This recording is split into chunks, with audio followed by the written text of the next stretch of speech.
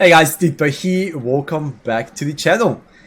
And today we'll be doing a video on Kairos Fate Weaver here as of patch 4.2. So, I found a very unconventional way to play Kairos Fate Weaver and it absolutely works. So, we'll do a quick campaign overview and then I'll do like a first 20-30 turns of the campaign. So let's talk about the campaign itself first. So I'm currently playing on very hard, legendary very hard difficulty as always. And what are the pros and cons of Kairos Fate Weaver? So let's start with the good things about this campaign. One is it's a fairly safe campaign. Very easy, not much challenging. All your major enemies, you get rid of them right out of the gate. So you have the Lizardmen here, you have the High Elves here, and then you have a Slaaneshi faction here. All a breeze to deal with. Absolute breeze, and you'll see it later on in the video. So, safe campaign. Very easy starting position. Out of the 4 Chaos factions, this is probably like the richest faction. You can compound your income by building buildings, so you get decent income. You can field decent armies, though I would not recommend fielding armies. And what do I mean by fielding armies? Stuff like this here. Very, very unnecessary. As you can see here, I only have a 15 stack.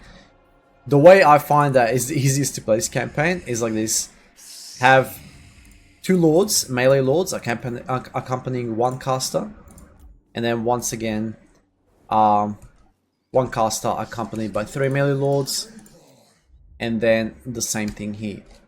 And it's not a difficult campaign, as I said. And I feel like the current meta is more so around factions that have very strong lords and heroes. And because Tzeentch is so powerful in terms of magic use, all you're doing is using your heroes, or your lords, in this case our lords, on discs of Tzeentch, because they're such small entities. You drop them in the middle, they don't take as much damage when you drop them in blobs. And then you just use AoE magic to absolutely obliterate everyone. So I'll show you in the video what that looks like. So here, for example, you see I'm running Kairos Fate Weaver. And Tzeentch Firestorm, it's all I've been using, and it works like an absolute charm, especially when you're doing sieges. This thing absolutely just obliterates everything. So if you ask me how to play Chaos factions, I would say dump conventional armies, run mages with lords that can hold the blobs, and then AoE down. Also, Kairos Fate Weaver is an absolute beast when it comes 1v1 against any legendary lord or any lord in general. Why, you may ask? For one simple reason here, and that's the blue flame of Tzeentch, the blue fire of Tzeentch, sorry. He can shoot this like a machine gun. By the time you're done firing one spell, you can load up another spell and another spell and another spell. And as long as you're the first one attacking, you can just go and obliterate their lords, legendary lords, it doesn't matter, all large entities, before they even start charging at you. And he does it so efficiently. As I said, as long as you're the one attacking first. So you'll have to tailor your playstyle to that. Now let's discuss about what I don't like about this campaign. And one of the things that I don't like is the fact you get to traverse for ages just to see anyone or fight anyone. At one stage I declared war on Skrulk because it would have taken me miles and miles to get one of my armies down to fight with Lizardmen. It's just ridiculous how much distance you get cover. I firmly believe out of the first 35 turns, I think I was just traversing for 10 of them without fighting or seeing anyone. So that's the bad thing about it. It's a very slow campaign. Not much incentive to go and fight people. Everyone just rolls over. That's what I don't like about it. Was Nurgle was more pedal to the metal. Everyone hates you. It's ages before you actually find a friendly face or anything like, that resembles a friendly face, right? So that's what I don't like about it. The heroes are not as strong as Nurgle's heroes.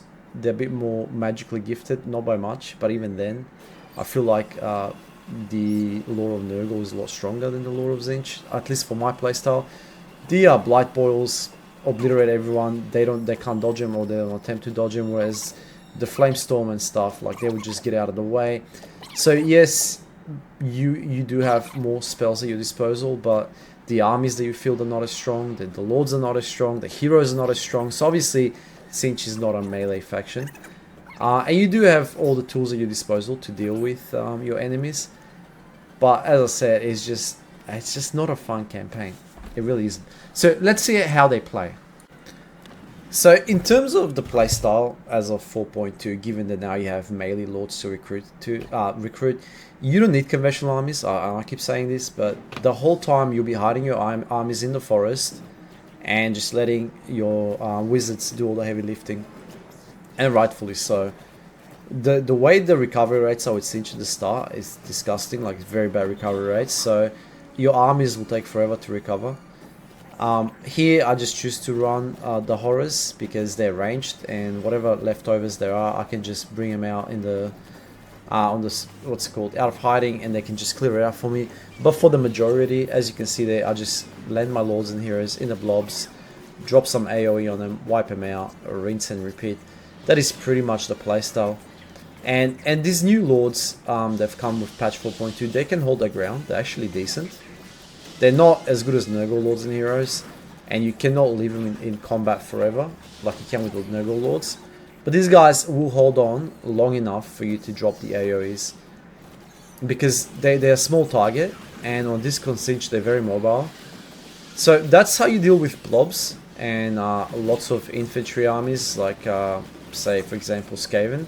Now how do you deal with single entities? As I mentioned earlier, you send Kairos Fate Weaver ahead, hide everyone else, let him snipe their lord, and then once their lord snipe, gather all their infantry together, and then just drop some AoEs, and GG's, thank you for coming.